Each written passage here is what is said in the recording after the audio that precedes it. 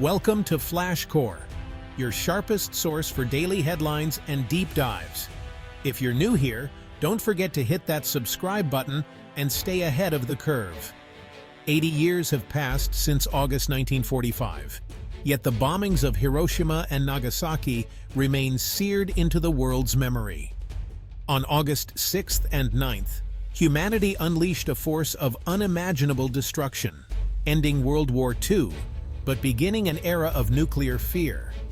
For many, Hiroshima and Nagasaki are just names in a textbook. For survivors and their descendants, they mean loss, trauma, and a future forever changed by radiation. The anniversary is a solemn milestone, a time to reflect on the immense human cost and to listen to the hibakusha, the survivors whose stories warn us of nuclear weapons' true power. Behind every strategic decision were mothers, fathers, and children whose worlds were destroyed in an instant. Their legacy is a plea for peace. As we look back across 8 decades, the shadow of the mushroom cloud still lingers. The world has changed, but the lessons from Hiroshima and Nagasaki remain urgent. We remember not just to honor the dead, but to protect the living. The memory of those days is a call to ensure no city ever again endures the horror of a sun falling from the sky. The past is not just history, it's a warning. We must never forget. To understand why the atomic bombs were used, we must look at the world in the summer of 1945. The war in Europe was over, but Japan fought on fiercely, with battles like Iwo Jima and Okinawa showing the high cost of invasion. Operation Downfall, the planned invasion of Japan, was expected to cause millions of casualties. The Japanese government showed no sign of surrender, preparing even civilians for desperate resistance.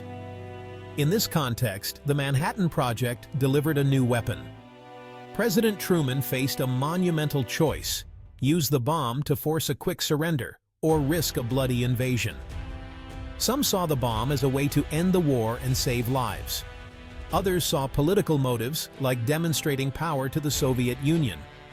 The decision remains debated, but the outcome was clear: 2 bombs, 2 cities, and the dawn of the atomic age. The world would never be the same. The bombings were not just military actions, they were a turning point for humanity. The rationale was complex, but the consequences were absolute. The atomic age had begun. On August 6, 1945, Hiroshima bustled with life until 8:15 a.m., when the Enola Gay dropped Little Boy. In a blinding flash, the city was obliterated. Temperatures soared, people and buildings near the center were vaporized, and a shockwave flattened everything for kilometers. Fires swept through the ruins, merging into a firestorm that consumed what little remained. Survivors, burned and wounded, staggered through rubble, seeking water in rivers choked with bodies. The air was thick with smoke and the cries of the injured, a living nightmare. In moments, up to 80,000 people died. Over 90% of buildings were destroyed or damaged. Hospitals and doctors were gone. Survivors faced devastation alone, not knowing what had happened. The city was erased in an instant. Hiroshima's destruction was not just an act of war, it was a new chapter in human conflict. The world had witnessed the power to destroy a city in a single moment. The survivors' ordeal was only beginning. The bomb changed everything. The scars would last for generations. Hiroshima became a warning to all. After Hiroshima, Japan hesitated. The world waited. With no surrender, a second bomb was readied. On August 9th, clouds over Kokura forced the B-29 Bockscar to its secondary target. Nagasaki. At 11:02 a.m., Fat Man detonated over the Urakami Valley, its power even greater than Hiroshima's. The city's hills confined the destruction, but entire neighborhoods vanished, and the Mitsubishi Arms Works was obliterated. The Urakami Cathedral, East Asia's largest Catholic church, was reduced to rubble. Around 40,000 died instantly. Tens of thousands more would succumb to injuries and radiation. Survivors searched for loved ones in a landscape of ruin. Nagasaki's suffering was as profound as Hiroshima's, though often overshadowed. The second bomb proved Hiroshima was not an isolated event. The US had more and would use them. This realization broke Japan's will to fight. On August 15th, Japan surrendered. The atomic age was now undeniable. The world had changed forever. The suffering didn't end with the blast. For the Hibakusha, the survivors, the bombings marked the start of lifelong pain.